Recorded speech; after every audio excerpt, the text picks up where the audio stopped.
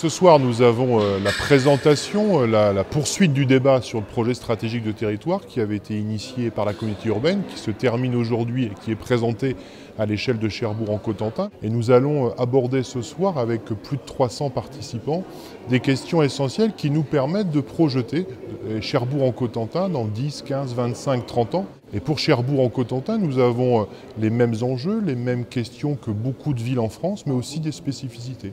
Je pense à la volonté qui est la nôtre et qui est celle de l'ensemble des acteurs de propositionner Cherbourg-en-Cotentin autour de ses atouts maritimes, par exemple. Que cela soit la construction de bateaux, mais également les questions autour du port et puis bien sûr la mise en place des énergies renouvelables, par exemple.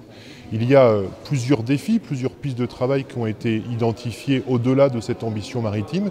Il y a la reconquête de nos centres-villes, par exemple, qui est un sujet abordé aujourd'hui au niveau national et que l'on veut aussi mettre en avant ici et travailler sur cette question. Et puis il y a aussi la question de la place de nos services publics, la question de l'urbanisme, la question des mobilités, bref, tout ce qui fera le charme d'une ville équivalente à Cherbourg-en-Cotentin, d'une ville de 85 000 habitants dans les 10-15 ans qui viennent. Le centre-ville est le lieu un peu de prédilection de l'affirmation de Cherbourg comme ville-centre. Quand on parle de projet de centre-ville dans un contexte de ville portuaire, il y a la question du commerce qui est vraiment le secteur clé de l'animation des centres-villes, avec évidemment tout ce qui peut être amené à se déployer sur les espaces publics face à la mer. Je pense au quai l'Automne-Collines, à ces sujets-là.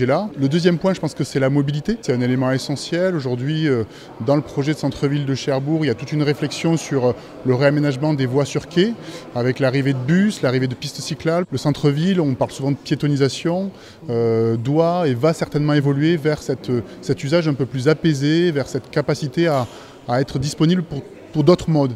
À bientôt sur tvi.tv.